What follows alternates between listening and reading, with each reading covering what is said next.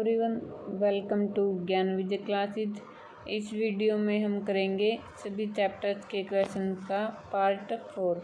3 parts की video पहले ही आ चुके हैं। अगर आपने अभी तक वे वीडियोज नहीं देखी हैं तो आप चैनल की प्लेलिस्ट में जाकर सभी वीडियोज देख सकते हैं और आने वाली सभी वीडियोज के नोटिफिकेशन के लिए चैनल को सब्सक्राइब और बेल आइकन को ज़रूर प्रेस कर लीजिएगा।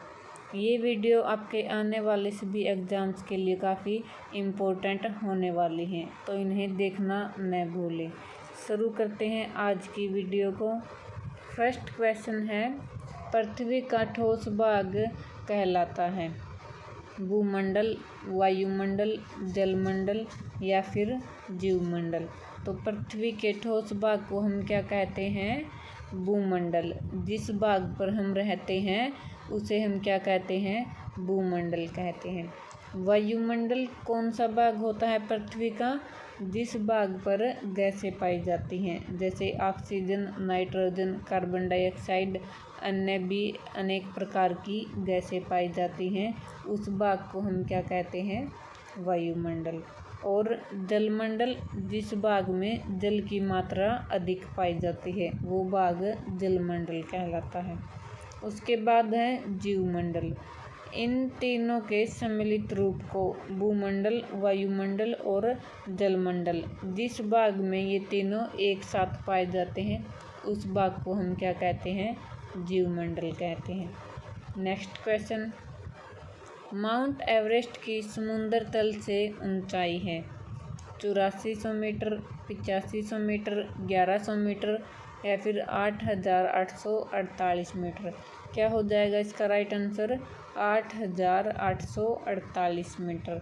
तो माउंट एवरेस्ट की समुद्र तल से ऊंचाई कितनी है?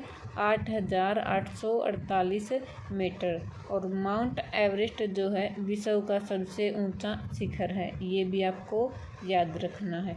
और कौन से देश में है माउंट एवरेस्ट? नेपाल देश में है। नेक्स्ट क्वेश्चन, पृथ्वी के बड़े स्थलीय भूभाग कहलाते हैं खाड़ी, द्वीप, महाद्वीप या फिर महासागर। तो पृथ्वी के बड़े स्थलीय भूभाग को हम क्या कहते हैं? महाद्वीप कहते हैं।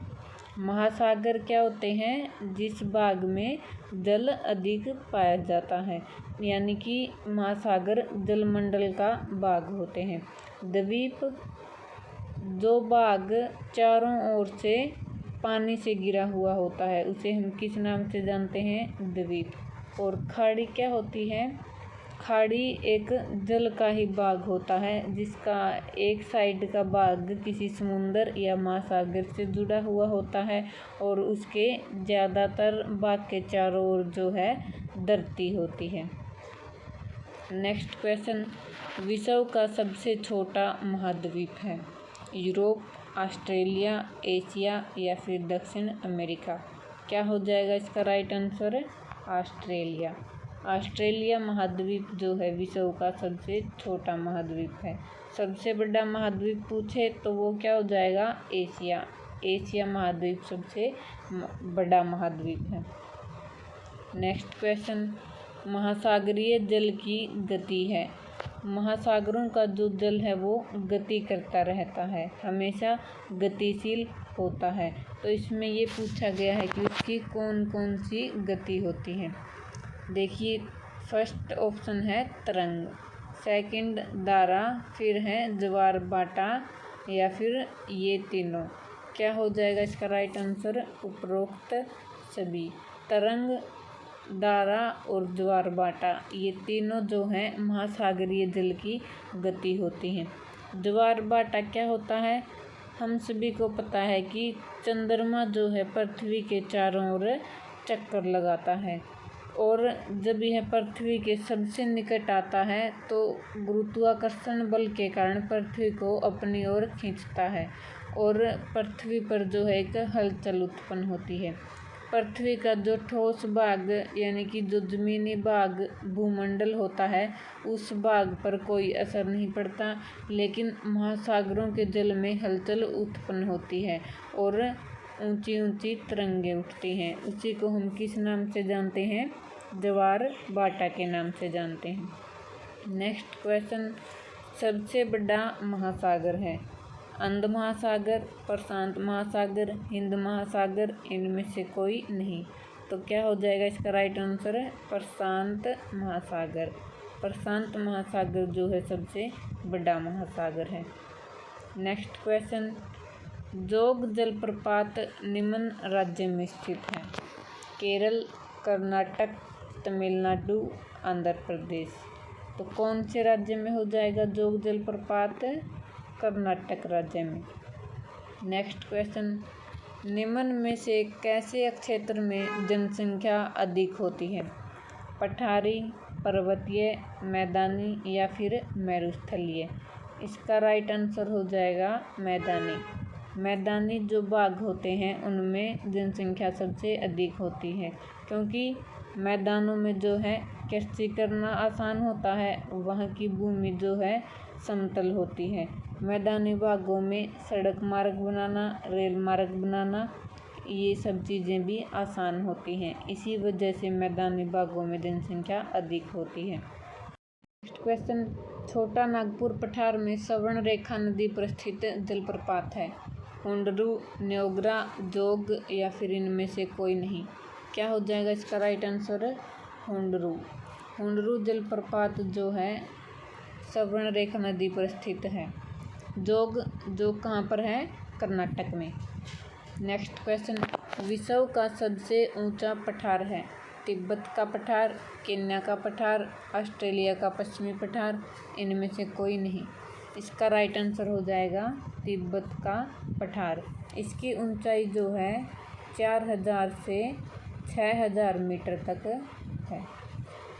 नेक्स्ट क्वेश्चन, जापान का फ्यूजियामा किस प्रकार का पर्वत है? वलित, ज्वालामुखी, ब्रह्मोत्तर, इनमें से कोई नहीं। तो जापान का फ्यूजियामा किस प्रकार का पर्वत हो जाएगा? ज्वालामुखी पर्वत। ज्वालामुखी पर्वत कौन से होते हैं? जब धरती के अंदर से गर्म मैग्मा बाहर निकलता है उसे हम लावा बोलते हैं। वह लावा धीरे धीरे जमकर ठोस का रूप धारण कर लेता है और उससे क्या होता है, एक आकृति का निर्माण होता है जिसे हम ज्वालामुखी पर्वत के नाम से जानते हैं। नेक्स्ट क्वेश्चन, भारत की नवीन वलित पर्वत श्रृंखला है? पर्वत श्रृंखला क्या होती हैं? जैसे श्रृंखला में जो पर्वत होते हैं उन्हें हम क्या बोलते हैं? पर्वत श्रृंखलाएं। तो सबसे नवीन वलित पर्वत श्रृंखला कौन सी है? हिमालय। अगर सबसे प्राचीन वलित पर्वत श्रृंखला पूछें तो वो हो जाएगी अरावली।